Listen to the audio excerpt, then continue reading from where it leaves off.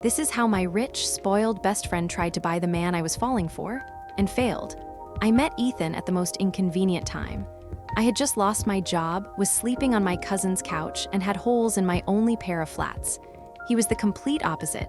Steady job, kind eyes, that rare kind of man who didn't flinch when you were honest about being broke. He was a regular at the bookstore cafe I picked up hours at, always ordered chamomile tea and left his spare change in the tip jar. The day I complimented his vinyl tote bag, he smiled and said, "Most girls notice the records. You saw the story behind it." We clicked, quietly, naturally, and then came her. Brielle, my best friend since we were kids. She was born into everything I never had: money, power, and a painfully pretty face. She always said I was her grounding force, like I was a project, not a person. She saw Ethan once, and it changed.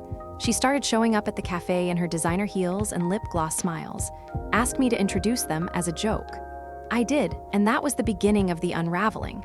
Suddenly, she was offering him front row tickets, lavish dinners, weekend getaways. He declined them all, but she didn't stop.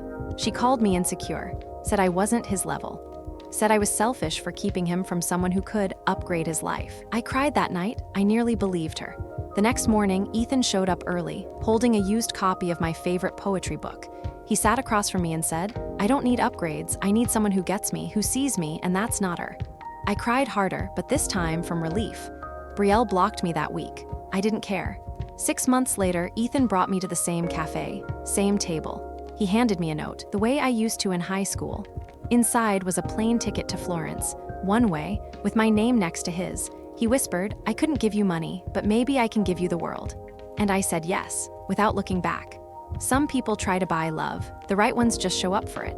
Have you ever had to choose between loyalty and love? Tell me in the comments. And if this felt real to you, like and subscribe for more stories that could be yours.